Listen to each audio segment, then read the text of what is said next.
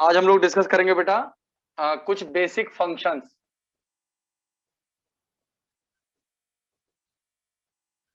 Basic functions सबसे पहला इसमें है बेटा आपका मॉड्यूलस फंक्शन। मॉड्यूलस फंक्शन क्या होता है इसको समझ लीजिए पहले। ये आपके मैथ्स में बहुत ज्यादा यूज होगा। इसको एब्सोल्यूट वैल्यू फंक्शन भी कहा जाता है।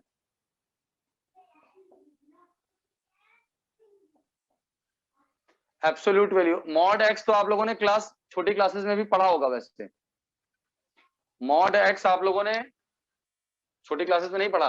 जैसे कि मॉड ऑफ -3 ये क्या होगा बेटा?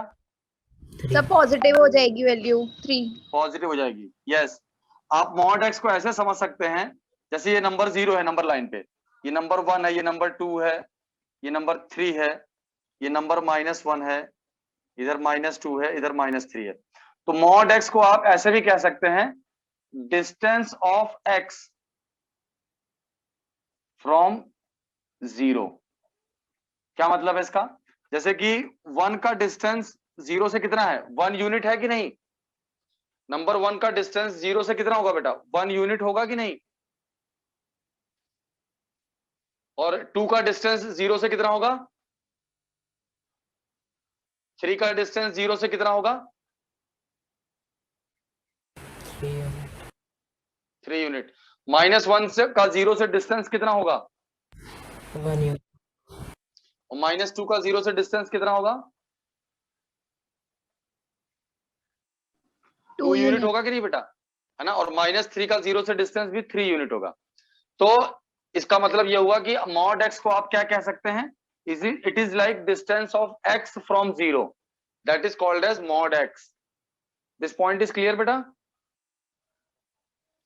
तो मॉड एक्स होता क्या है? अब इसकी डेफिनेशन कैसे लिखते हैं देखिए। फंक्शन में डेफिनेशन कैसे लिखते हैं देखिए। मॉड एक्स, अगर आपका एक्स पॉजिटिव है तो ये सीधा सीधा एक्स हो जाएगा। अगर एक्स 0 से बड़ा या बराबर है तो मॉड एक्स की वैल्यू क्या होगी? एक्स हो जाएगी। जैसे कि मॉड ऑफ 5 क्या होता है? ये 5 होता है। मॉड ऑफ 7 क्या होता है? ये 7 होता है। तो आप देख सकते हैं mod of x is equal to x. whenever x is greater than or equal to 0 then mod x is equal to x। समझ में आया बेटा? Yes sir. ये बात समझ में आई? अब एक बात समझिए, अगर आपका x नेगेटिव है, अगर आपका x नेगेटिव है, फॉर एग्जाम्पल x को ले लिया हमने -3, तो फिर मॉड ऑफ x क्या होगा बेटा? मॉड ऑफ -3 जिसकी की वैल्यू होगी 3, क्योंकि -3 का और 0 से डिस्टेंस कितना आता है? 3 आता है। तो ये बताइए -3 को 3 में कन्वर्ट कैसे कर सकते हैं? -3 में क्या? यस, -1 से अगर हम मल्टीप्लाई कर दें तो -3 बन जाएगा 3 की नहीं बेटा?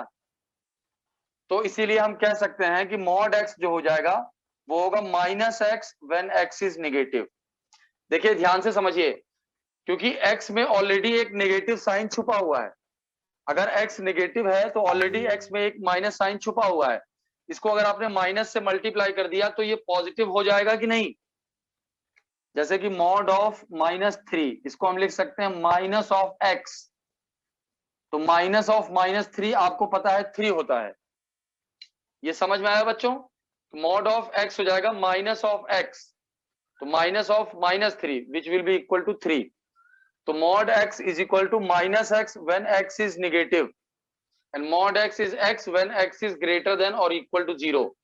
ये बात समझने में कोई दिक्कत किसी को बताइए? ये जो गोले में लिखा है इसको समझने में कोई दिक्कत किसी को? सब बच्चों को समझ में आ रहा है ये क्या लिखा है? Yes sir. ठीक है, वेरी गुड। अब हम दूसरा काम ये करेंगे बेटा कि मॉड एक्स का ग्राफ बनाएंगे। देखिए ग्राफ क्या होता है। अगर एक फंक्शन का ग्राफ बनाना होता है तो क्या करते हैं? सीधा सीधा बना देते हैं। जैसे कि for example y is equal to x, इसका ग्राफ कैसा होगा? आप लोगों ने क्लास 10th में इस तरीके से टेबल बना करके ग्राफ बनाना सीखा होगा।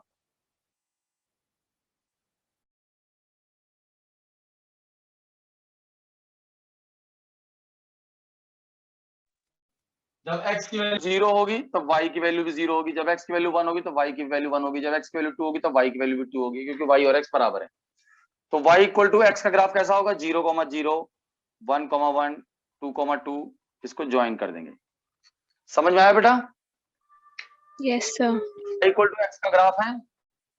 अब देखिए, अगर हमको ये, अभी आपने देखा कि मॉड x क्या होता है, ये होता है x when x is greater than और इक्वल टू 0। तो हमने 0 और उसके आगे y equal to x, mod x बराबर y था ना, तो हमने ये y बराबर x हो गया। लेकिन जब x नेगेटिव है तब y की वैल्यू क्या होगी, यानी y यानी मॉड x की वैल्यू क्या होगी? अभी भी बताया था -x होगी। तो अब अगर यहाँ पे y इक्वल टू -x का ग्राफ बनाएंगे, देखिए, तो जब x 0 होगा तो y 0 होगा, जब x 1 होगा, x तो 1 ले नहीं सकते क्योंकि हमको लेना है जब x नेगेटिव होगा, तो जब x -1 होगा तो y क्या हो जाएगा? 1। जब x -2 होगा तब y क्या हो जाएगा? 2। तो अब आपके कोऑर्डिनेट्स क्या होंगे? -1,1, -1,1, कुछ इस टाइप से, -2,2, कुछ इस टाइप से। तो ये ग्राफ बन जाएगा -x when x is negative. तो ये V शेप का ग्राफ बन जाता है y equal to mod x का। This graph is clear? अच्छा, ये ग्राफ को देख करके आप कुछ बातें बता सकते हैं? ग्राफ को रीड करना आपको आता है? जो 5 बातें मैंने, याद होगा जो बच्चों ने क्लासेस अटेंड की थी, जैसे लॉग के ग्राफ को देख करके 5 बातें बताई थी, याद है? तो ये मॉड x के ग्राफ को देख करके आप क्या बता सकते हैं मॉड x फंक्शन के बारे में? ये एक फंक्शन है। फंक्शन एग्जैक्टली होता क्या है, जब हम आगे फंक्शन टॉपिक पढ़ेंगे तब डिस्कस करेंगे। फिलहाल आप इसको जान लीजिए कि ये एक फंक्शन है, फंक्शन ऑफ x है। तो बताइए बेटा, मॉड x के ग्राफ को देख करके आप इसके बारे में क्या बता सकते हैं? y is positive for all real x। Very good. आप देख सकते हैं कि ये ग्राफ x एक्सिस के नीचे नहीं है, ये ग्राफ किसी भी x की वैल्यू के लिए हमेशा ओरिजिन से ऊपर है। ओरिजिन से ऊपर है तो इसका मतलब ये हुआ कि y की जो भी वैल्यू आएगी वो हमेशा पॉजिटिव आएगी, और आना भी था क्योंकि मॉड x आपको पता है हमेशा पॉजिटिव होता है। पॉइंट नंबर 1 ये समझ में आया बच्चों? तो पॉइंट नंबर 1 समझ में आया कि mod x attains positive value for all x।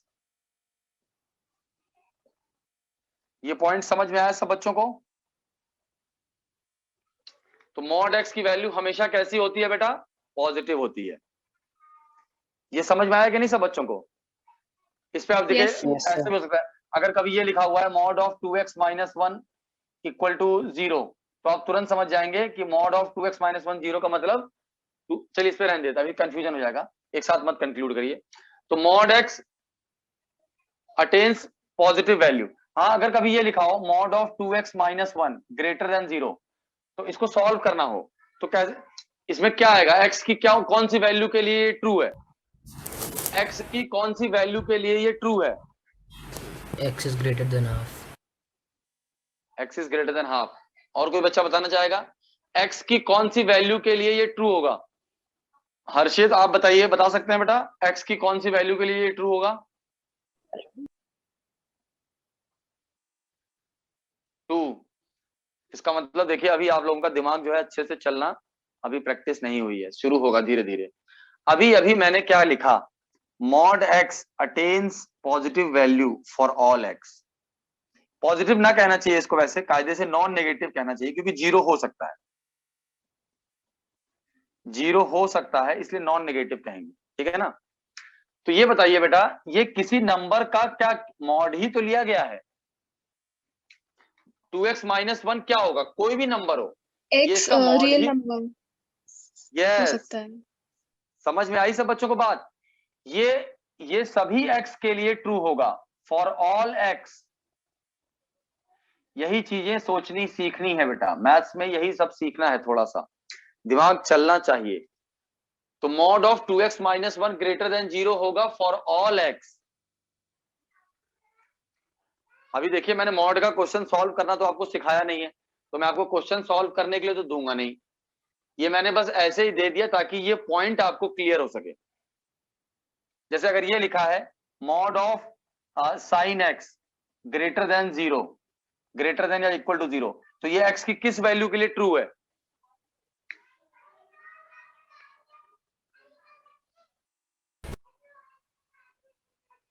x की किस वैल्यू के लिए ट्रू है बताइए?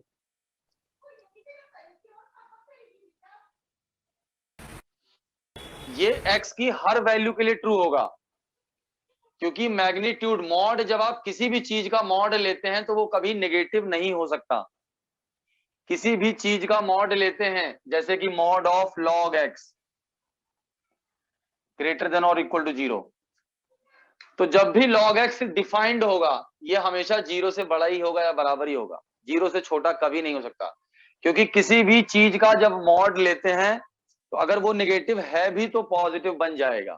ये बात समझ में आई कि नहीं? Yes sir. बाकी बच्चे बताएं, यस सर। क्या ये बात सबको समझ में आ गई कि नहीं, कि किसी भी चीज का मॉड आप लेंगे तो वो हमेशा या तो 0 होगा या 0 से बड़ा ही होगा, कभी छोटा नहीं हो सकता। क्या ये बात सबको समझ में आ गई? Yes sir. क्योंकि आप देख सकते हैं मॉड एक्स का ग्राफ कैसा है, हमेशा ओरिजिन से ऊपर है। ओरिजिन से ऊपर होने का मतलब है जो हाइट होती है वो वाई की वैल्यू को रिप्रेजेंट करता है। तो आप देखिए हमेशा ये वाई एक्सिस के ऊपर है। अच्छा, दूसरा इस ग्राफ के बारे में एक बात आप ध्यान से देख सकते हैं कि this graph is symmetric. Symmetric का मतलब जानते हैं?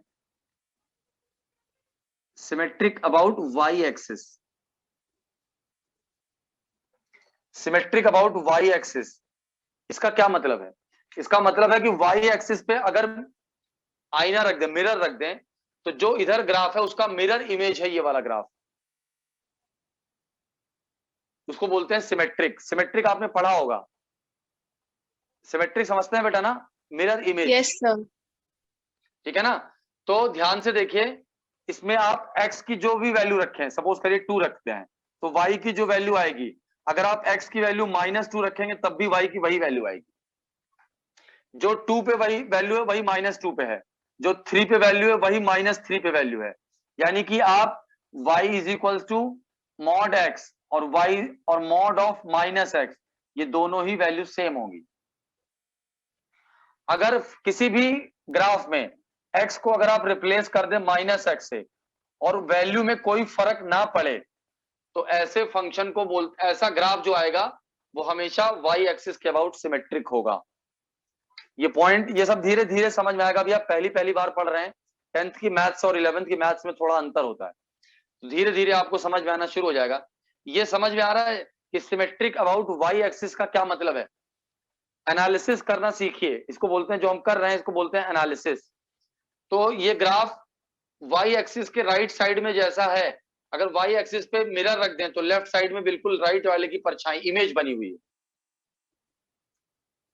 तो इसका क्या मतलब है? इसका मतलब है जो वैल्यू 2 पे वही -2 पे, जो 3 पे वही -3 पे है, तो जो x पे वैल्यू है वही वैल्यू -x पर है। तो ये फंक्शन जो है y एक्सिस के अबाउट इसका ग्राफ सिमेट्रिक होगा, क्योंकि आप x को अगर -x से रिप्लेस कर दें तो कोई फर्क नहीं पड़ेगा वैल्यू में। क्योंकि आप देखिए मॉड ऑफ 3 और मॉड ऑफ -3, क्या ये दोनों सेम होते हैं कि नहीं? Yes sir. मॉड ऑफ 4 और मॉड ऑफ -4, क्या ये सेम होते हैं कि नहीं? तो x रखें, y की वैल्यू निकाल रहे हैं, चाहे x पे निकालिए चाहे -x पे निकालिए, दोनों पे सेम आएगी। ऐसे केस में इसका ग्राफ जो है y एक्सिस के अबाउट सिमेट्रिक हो जाएगा। आप खुद देखिए, जो 2 पे है जितना हाइट, -2 पे उतना ही हाइट है, 3 पे जितना हाइट है -3 पे उतना ही हाइट है, 4 पे जितना हाइट होगा -4 पे उतना ही हाइट होगा। तो ये ग्राफ बिल्कुल सिमिलर हो जाएगा कि नहीं? एक्स एक्सिस के ओरिजिन के राइट साइड में और ओरिजिन के लेफ्ट साइड में, यानी वाई एक्सिस के राइट साइड में और वाई एक्सिस के लेफ्ट साइड में, ये ग्राफ बिल्कुल सिमेट्रिकल बनेगा, क्योंकि जैसा वैल्यू इधर है वैसा ही वैल्यू इधर भी। तो दूसरी बात समझ में आ गई कि ये ग्राफ जो है वाई एक्सिस के अबाउट सिमेट्रिक है। क्या आप किसी ऐसे और एग्जाम्पल दे सकते हैं जिसका ग्राफ वाई एक्सिस के अबाउट सिमेट्रिक होगा? क्या आप ऐसा कोई और एग्जाम्पल दे सकते हैं? एग्जाम्पल ढूंढने का तरीका क्या है? ऐसा कोई फंक्शन बताइए जिसमें x की जगह अगर हम -x रख दें तो कोई फर्क नहीं पड़ेगा उस फंक्शन पे। ऐसा कोई फंक्शन बताइए जिस वर्टिकल में पैराबोला। हाँ, तो फंक्शन क्या बनेगा बेटा, ग्राफ क्या किस चीज का बनेगा बताइए। y is equal to जैसे x fx y equal to x square, very good. इसका ग्राफ देखिए कैसा बनेगा। आप अगर x का स्क्वायर करें या माइनस एक्स का स्क्वायर करें, दोनों वैल्यू सेम आएगी। 2 का स्क्वायर 4 होता है, -2 का स्क्वायर भी 4 होता है। 3 का स्क्वायर 9 होता है, -3 का स्क्वायर भी 9 ही होता है। 4 का स्क्वायर 16 होता है और -4 का स्क्वायर भी 16 होता है। तो आप y की वैल्यू निकालें, चाहे x पे निकालें चाहे -x पे निकालें, वैल्यू सेम आएगी। तो उसका ग्राफ कैसा होगा अभी हम वो डिस्कस नहीं कर रहे हैं, लेकिन जैसा भी होगा y एक्सिस के अबाउट सिमेट्रिक होगा, इतना हम कह सकते हैं।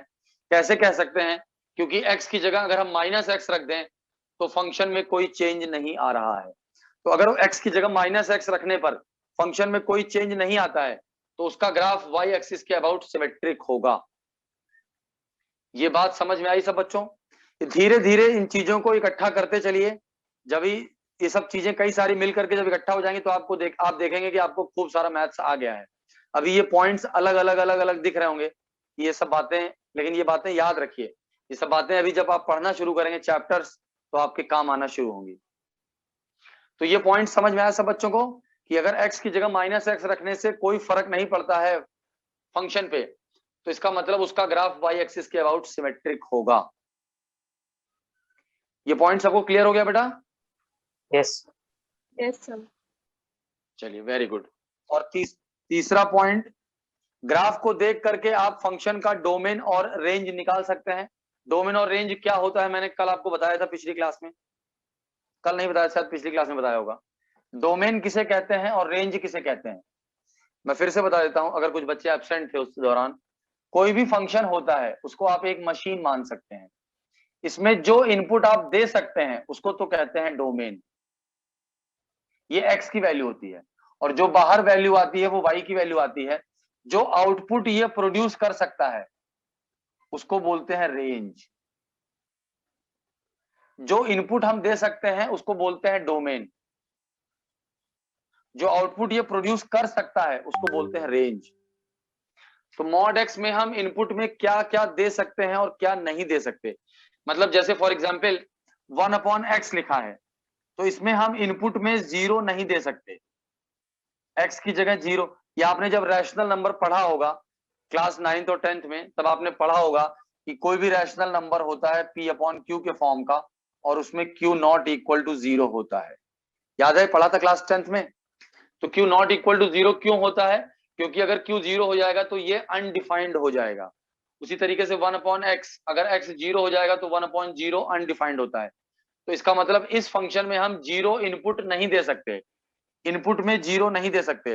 बाकी और कोई भी नंबर इसमें इनपुट में दे सकते हैं, 0 इनपुट में नहीं दे सकते क्योंकि ये 0 पे अनडिफाइंड हो जाएगा। उसी तरीके से हाँ, डोमेन का मतलब है कि कौन कौन सी वैल्यूज इनपुट में दे सकते हैं। तो मॉड एक्स का डोमेन क्या होगा बेटा? all real values of x और रेंज होगा all 0 real values of x. Very good. बाकी बच्चों को समझ में आ रहा है? क्योंकि मॉड एक्स इसमें आप कोई भी इनपुट दें, एनी नंबर, ये कभी भी अनडिफाइंड नहीं होगा, किसी भी नंबर पे ये अनडिफाइंड नहीं होगा, इसलिए इसका डोमेन होगा ऑल रियल नंबर। ये ग्राफ से कैसे दिखेगा आप देख सकते हैं, इसका ग्राफ हमेशा एग्जिस्ट करता है। अगर किसी एक्स के लिए ग्राफ एग्जिस्ट नहीं करता, सपोज करिए जैसे कि अगर कोई ग्राफ इस तरीके से है, इसका मतलब एक्स की इन वैल्यूज के लिए, ये जो वैल्यूज हैं एक्स की, इनके लिए ग्राफ है ही नहीं। इसका मतलब इन वैल्यूज पर ग्राफ की वैल्यू, कोई वाई की वैल्यू होती ही नहीं है। एक्स की इन वैल्यूज के लिए वाई की वैल्यू नहीं होती है, इसका मतलब इन वैल्यूज के लिए वाई डज नॉट एग्जिस्ट। तो एक्स इन एक्स को हम इनपुट में नहीं दे सकते, क्योंकि अगर आप इनपुट में देंगे तो आउटपुट में कुछ है ही नहीं आने के लिए। बात समझ में आ रही बेटा? धीरे धीरे समझ में आएगा, ये सब थोड़ा सा कठिन लग रहा होगा पहली बार अगर पढ़ रहे हैं तो मॉड एक्स का ग्राफ कभी भी, कोई ग्राफ में कोई ब्रेक नहीं है। मैंने तो इतना बनाया है लेकिन इसको आप बना सकते हैं बहुत आगे तक ऐसे। तो इस ग्राफ में कहीं कोई ब्रेक नहीं है, तो कहीं कोई ब्रेक नहीं होने से हम कह सकते हैं कि ये सभी एक्स के लिए डिफाइंड है, या दूसरे शब्दों में हम कह सकते हैं कि इसका डोमेन होगा ऑल रियल नंबर। ये बात सब बच्चों को समझ में आई? Mod x is defined for all x, सभी एक्स के लिए डिफाइंड होता है। एक्स की ऐसी कोई वैल्यू नहीं होती जिसके लिए मॉड एक्स अनडिफाइंड हो जाए या डज नॉट एग्जिस्ट हो जाए। ये पॉइंट क्लियर है सब बच्चों को? Yes sir. तीसरा, y की वैल्यू कहां से कहां तक वेरी कर रही है, कहां से कहां तक बदल रही है? y की मिनिमम वैल्यू कितनी होगी? मॉड x की मिनिमम वैल्यू कितनी आएगी? यस, तो minimum value of mod x is equal to 0 और मैक्सिमम वैल्यू कितनी होगी मॉड x की? इन्फिनिटी होगी। Very good. तो ये सब बच्चों को समझ में आ रहा है? क्योंकि देखिए इसका ग्राफ कैसा है, बढ़ता ही जा रहा है, बढ़ता ही जा रहा है, बढ़ता ही जा रहा है, तो ये बढ़ता ही जाएगा इन्फिनिटी तक। तो आप देख सकते हैं कि इसमें कुछ भी आप इनपुट दीजिए, आउटपुट जो आएगा वो मिनिमम 0 आएगा, 0 से कम कभी आउटपुट नहीं आ सकता, और मैक्सिमम आउटपुट इन्फिनिटी तक जाएगा। तो हम कह सकते हैं कि इसका जो रेंज है, रेंज का मतलब होता है कहां से कहां तक ये फंक्शन है, इसका जो रेंज है वो 0 से इन्फिनिटी तक है। 0 पे क्लोज आएगा इंटरवल और इन्फिनिटी पे ओपन इंटरवल आएगा। तो ये 4 बातें आप बता सकते हैं। 5वीं बात भी कोई बता सकता है? ये चारों बातें पहले ये बताओ समझ में आ गई कि नहीं? इनमें से कोई सी भी बात अगर किसी को समझने में दिक्कत हो रही है तो बताइए। सर ये इंक्रीजिंग ग्राफ में आएगा या फिर डिक्रीजिंग? अभी बताते हैं बेटा, लेकिन पहले ये 4 बातें समझिए। हाँ, अब अंजलि ने क्वेश्चन पूछा है। देखिए इंक्रीजिंग फंक्शन का मतलब क्या होता है? इंक्रीजिंग फंक्शन का मतलब ये है कि जब आप x की वैल्यू बढ़ाएंगे तो y की वैल्यू बढ़ेगी, उसको बोलते हैं इंक्रीजिंग फंक्शन। इसमें आप देख सकते हैं 0 के आगे जब आप x की वैल्यू बढ़ाते हैं तो फंक्शन की y की वैल्यू बढ़ रही है कि घट रही है? जब आपने x को 2 से 3 कर दिया तो y बढ़ गया कि घट गया? सेम कहां रहा बेटा? इस पे 2 पे देखिए इसकी हाइट ये आई, 3 पे इसकी हाइट ये आएगी ना, तो 3 पे इस फंक्शन की वैल्यू हाइट ज्यादा है कि नहीं? 4 पे और ज्यादा है हाइट। ग्राफ का हाइट बढ़ रहा है कि नहीं? हाइट क्या रिप्रेजेंट करता है? ग्राफ में जो हाइट होती है वो y की वैल्यू होती है बेटा। ये जो हाइट होती है ये y की वैल्यू होती है। ये तो सबको पता होना चाहिए कि नहीं? अगर ये कोई पॉइंट है x, y, तो इसमें x क्या होता है? यहां से यहां तक के डिस्टेंस, और y क्या होता है? यहां से यहां तक के डिस्टेंस। तो y इज द हाइट। तो जब आप x की वैल्यू बढ़ा रहे हैं तो y की वैल्यू बढ़ रही है कि नहीं? यस सर, बढ़ रही है। 0 से आगे बात कर रहा हूं मैं, 0 से पीछे की बात नहीं कर रहा हूं। 0 से आगे अगर हम ग्राफ को देखें, खाली इतना देखिए ग्राफ को इधर राइट साइड में, तो जैसे जैसे आप x को बढ़ाते जाते हैं y की वैल्यू बढ़ती जाती है कि नहीं बेटा? बढ़ती जा रही है ना, हाइट बढ़ता जा रहा है कि नहीं? जैसे आगे जाएंगे इस x पे देखिए हाइट यहां कहीं तक आएगी, इतना हाइट होगा। इस x पे हाइट इतना ही है, इस x पे हाइट इतना ही है, छोटा सा। तो जैसे जैसे x की वैल्यू बढ़ा रहे हैं y की वैल्यू बढ़ रही है, या दूसरे शब्दों में देख करके भी कह सकते हैं ये एक राइजिंग ग्राफ है। राइजिंग का मतलब उठता हुआ ग्राफ है, ये एक राइजिंग ग्राफ है। तो 0 के आगे ये फंक्शन कैसा है? इंक्रीजिंग। 0 के आगे ये फंक्शन है इंक्रीजिंग फंक्शन। इंक्रीजिंग फंक्शन का मतलब आप ये भी कह सकते हैं कि y is directly proportional to x। Directly proportional वाले को बोलते हैं इंक्रीजिंग। डायरेक्टली प्रोपोर्शनल तो जानते हैं, रेशियो और प्रोपोर्शन पढ़ा होगा क्लास 8th में, 7th में, 8th में। रेशियो और प्रोपोर्शन पढ़ा है कि नहीं बेटा? Yes sir. तो उसमें डायरेक्टली प्रोपोर्शनल का क्या मतलब होता है? डायरेक्टली प्रोपोर्शनल का मतलब है कि एक अगर बढ़ेगा तो दूसरा भी बढ़ेगा, ठीक है कि नहीं? Yes sir. तो इंक्रीजिंग का मतलब हुआ राइजिंग ग्राफ, या डायरेक्टली प्रोपोर्शनल, जो भी आप समझना चाहें समझ सकते हैं, या राइजिंग ग्राफ। तो 0 के आगे ये राइजिंग ग्राफ है। अच्छा, 0 के पहले अगर ध्यान से देखें तो x की वैल्यू बढ़ाने का क्या मतलब होता है? नेगेटिव में वैल्यू बढ़ाने का मतलब है 0 की तरफ चलना। जब 0 की, देखिए नंबर लाइन पे जब भी आप राइट साइड में मूव करते हैं इसका मतलब नंबर की वैल्यू आप बढ़ा रहे हैं। जब आप राइट साइड में मूव करते हैं नंबर लाइन में, नंबर लाइन समझना बहुत जरूरी इसीलिए पढ़ाया जाता है, राइट साइड में जाने का मतलब है कि नंबर इंक्रीज हो रहा है। ये बात समझ में आ रही सबको? ये तो पता ही होगा। राइट साइड में जब आप जाते हैं तो नंबर की वैल्यू बढ़ती है कि घटती है? बताइए बेटा। बढ़ती है सर। जब राइट साइड में हम जाते हैं तो नंबर की वैल्यू बढ़ती है कि घटती है? बढ़ती है सर। बढ़ती है, पक्का ना? किसी को ऐसा तो नहीं यस लग रहा कि सर। राइट साइड में जाने पे नंबर की वैल्यू घट जाएगी? ऐसा नहीं होता है, ठीक है बेटा। नंबर की वैल्यू बढ़ती ही बढ़ती है।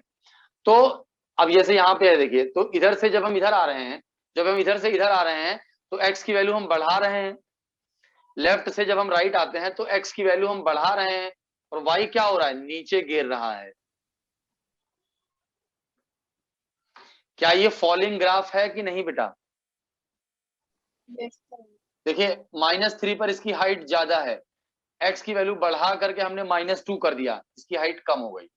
x की वैल्यू और बढ़ा दिया, -1 कर दिया, इसकी हाइट और कम हो गई। x की वैल्यू हमने -1 कर दिया, इनवर्सली प्रोपोर्शनल है, यस। तो इसी को बोलते हैं डिक्रीजिंग फंक्शन, इसी को बोलते हैं डिक्रीजिंग फंक्शन। देखिए ये सब चीजें अगर आप सोचना सीखेंगे, एक इंजीनियर का मतलब होता यही है। बेसिकली आईआईटी की प्रिपरेशन भी एक तरीके से आपकी ट्रेनिंग है। आप सोचना सीखिए। अगर मैंने आपसे कहा कोई ऐसी दो क्वांटिटीज का एग्जांपल दीजिए जो वो इनवर्सली प्रोपोर्शनल है, तो आपको पता होना चाहिए ऐसी दो क्वांटिटीज कोई सी भी जो इनवर्सली प्रोपोर्शनल होती हैं। जैसे कि अंजलि ने बहुत अच्छा एग्जांपल दिया, वेवलेंथ और फ्रीक्वेंसी। फॉर्मूला होता है कि नहीं? वेवलेंथ और फ्रीक्वेंसी इनवर्सली प्रोपोर्शनल होते हैं। v equal to nu into lambda या n इंटू लैम्डा। तो अगर v कांस्टेंट है, मान लीजिए फिक्स है, तो n अगर फ्रीक्वेंसी, इसको आप n लिख लें, चाहे कुछ लोग न्यू लिखते हैं, और लैम्डा, तो अगर ये बढ़ेगा तो ये घटेगा, तभी तो इनका प्रोडक्ट कांस्टेंट रहेगा। अरे भाई कोई भी दो चीजें अगर जैसे x इंटू वाई ये कांस्टेंट हो जाए, मान लीजिए x इंटू वाई मैं कह दूं 10 है, सपोज करिए मैंने कहा x इंटू वाई 10 है, तो जब हम x को बढ़ाएंगे तो y क्या होगा? Decrease. कम होगा। डिक्रीज होगा ना बेटा, क्योंकि x को मान लीजिए हमने 1 से 2 कर दिया, पहले x 1 था, तब y क्या होगा? 10 होगा। अभी हमने x को 2 कर दिया, तब y क्या हो जाएगा? 5 हो जाएगा कि नहीं? x को हमने अगर 3 कर दिया तो y क्या हो जाएगा? 10/3, मतलब अप्रोक्सीमेटली 3.33, ये हो जाएगा कि नहीं? तो देखिए आप जब x बढ़ रहा है तो y घट रहा है, राइट? तो ये है example of inversely proportional. Inversely proportional का मतलब ही उसी को कहते हैं डिक्रीजिंग। एक क्वांटिटी बढ़ेगी तो दूसरी घटेगी। तो यहाँ पे x देखिए बढ़ाते हैं तो y घट रहा है, दो इसका ग्राफ फॉलिंग ग्राफ है। तो फॉलिंग ग्राफ जो भी होता है वो डिक्रीजिंग फंक्शन होता है, राइजिंग ग्राफ जो भी होता है वो इंक्रीजिंग फंक्शन होता है। तो ये जीरो के आगे तो इंक्रीजिंग है, लेकिन जीरो से पहले ये कैसा है? डिक्रीजिंग है। ये पांचवी बात थी जो समझने के लायक थी। इन पांचों में से जो भी आपको समझ में आ जाए अच्छी बात है, अगर एक आध चीज कोई रह जाती है तो ये आगे और दोबारा आएंगी, इसके लिए आप परेशान ना हो। बताइए बेटा, अगर कभी ऐसा लिखा है कि mod x is equal to 3, तो आपसे कोई पूछे कि x की वैल्यू क्या होगी बताओ, तो आप क्या कहेंगे? 3। Plus minus 3. 3। +-3। समझ में आ रहा है सब बच्चों को कि नहीं बेटा? ये बात सबको समझ में आई कि नहीं? Yes sir. x की वैल्यू 3 भी हो सकती है और -3 भी हो सकती है। अब दूसरा चीज समझिए कि अगर कभी लिखा है मॉड x ग्रेटर देन 1, तो इसका क्या मतलब हुआ? देखो इसको समझने का कंसेप्ट ये है कि फिर से अगेन नंबर लाइन पे हम लोग जाएंगे। मॉड x मैंने अभी अभी आपको क्या बताया था? मॉड x क्या होता है? अभी मैंने बताया था, याद कर लेना क्या होता है mod x। What is mod x? अभी बताया था ना शुरू में सबसे पहले, जीरो से डिस्टेंस। Yes, very good. तो अगर ये नंबर्स हैं बेटा -1, -2, -3, तो मॉड x का मतलब हुआ कि x ऐसा नंबर है जिसका कि जीरो से डिस्टेंस, जीरो, क्योंकि मॉड x का मतलब होता है डिस्टेंस फ्रॉम जीरो, तो जीरो से डिस्टेंस 1 से ज्यादा है, तो वो नंबर कहां हो सकता है नंबर लाइन पे? ऐसे कौन से नंबर हैं जो जिसकी डिस्टेंस 1 से ज्यादा है?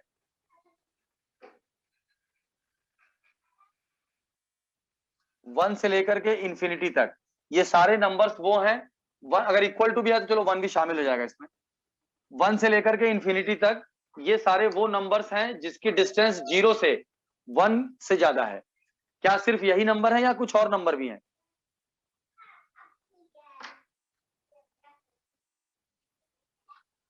माइनस की तरफ कौन कौन से नंबर होंगे? कौन से नंबर होंगे? सर कोई -1 नंबर नहीं होगा। नहीं, लेफ्ट साइड में कोई नंबर नहीं है जिसका डिस्टेंस 1 से ज्यादा हो 0 से। -1 to -infinity। यस, -1 से -infinity। ये वो इन नंबर्स का भी डिस्टेंस 0 से, देखिए बेटा 0 से -1 की डिस्टेंस कितना होता है? 1 होगा कि नहीं? 0 से -2 का डिस्टेंस कितना होगा? 2 आएगा कि नहीं? तो ये जो मॉड x ग्रेटर देन और इक्वल टू अगर 1 लिखा है तो इसका क्या मतलब है? इसका मतलब यह है कि x इज ग्रेटर देन और इक्वल टू 1 या फिर x इज लेस देन और इक्वल टू -1। ये दो इनइक्वालिटी में टूट जाएगा, क्योंकि अगर कोई नंबर 1 से बड़ा है तो उसका भी डिस्टेंस 0 से 1 से ज्यादा होगा, और अगर कोई नंबर 1 से -1 से छोटा है तो उसका भी डिस्टेंस 0 से 1 से ज्यादा आएगा। ये तो है समझने का तरीका। समझने का एक और तरीका भी है, वो मैं बता दूंगा, लेकिन इसको याद करने का क्या तरीका है? बहुत आसान तरीका है। देखिए, कभी कंफ्यूजन नहीं होगा। एक, जब भी मॉड एक्स की कोई इनइक्वालिटी आती है तो वो हमेशा दो इनइक्वालिटी में टूटेगी। पहली बात, अभी ग्रेटर देन किया, अभी लेस देन भी करके दिखाऊंगा। पहली इनइक्वालिटी तो एज इट इज मॉड हटा दो, मॉड हटा दो, ऐसे ही लिख दो बस। दूसरी इनइक्वालिटी लिखने के लिए मॉड को हटा दीजिए, इनइक्वालिटी को पलट दीजिए और साइन को नेगेटिव बना दीजिए। जैसे कभी लिखा है मॉड एक्स ग्रेटर देन और इक्वल टू 5, तो पहली इनइक्वालिटी बनेगी x ग्रेटर देन और equal to 5, as it is mod हटा दो।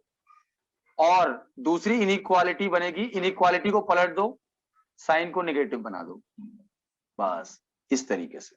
ये तरीका है इसको याद करने का। प्रैक्टिस करते करते हो जाएगा, समझ में आ जाएगा। लेकिन अगर कभी कंफ्यूजन हो तो ये आप दिमाग में रख सकते हैं कि दो इनइक्वालिटी बनेगी। पहले में तो मॉड हटा दो ऐसे ही सीधा सीधा, दूसरे में क्या है, मॉड हटा करके इनइक्वालिटी को पलट दीजिए और यहाँ माइनस साइन लगा दीजिए। अब आप लेकिन अगर थोड़ा दिमाग लगाना सीख जाएंगे तो आप सीख सकते हैं कि मॉड एक्स ग्रेटर देन 1 है तो एक्स ग्रेटर देन 1 आएगा। देखिए 1 से बड़ा कोई भी नंबर ले लीजिए, 2 ले लीजिए, उसका मॉड क्या आएगा? 2 आएगा कि नहीं? क्लियरली ये 1 से बड़ा है। मॉड ऑफ 3 क्या होगा? ये 3 आएगा, ये भी क्लियरली 1 से बड़ा है। अगर आप नेगेटिव साइड में ले लें मॉड ऑफ -2 तो ये भी 2 आएगा, ये भी 1 से बड़ा है। मॉड ऑफ -3 ये भी 3 आएगा और ये भी क्लियरली 1 से बड़ा है। तो इन सब बातों से आप देख सकते हैं कि चाहे x 1 से बड़ा हो चाहे x -1 से छोटा हो, मॉड x हर केस में 1 से बड़ा आएगा।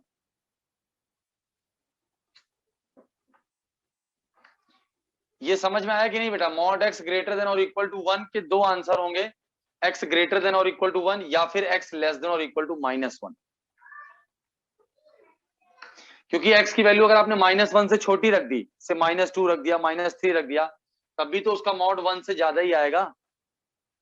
अगर आपने जैसे मॉड x ग्रेटर देन 5 है तो आप कोई भी नंबर ले लीजिए जो 5 से बड़ा होगा, यानी 6, 7, 8, उसका मॉड तो 5 से ज्यादा ही आएगा।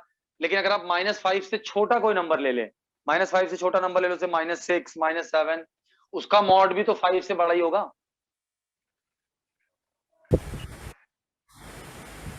समझ में आ रही बात कि नहीं बच्चों?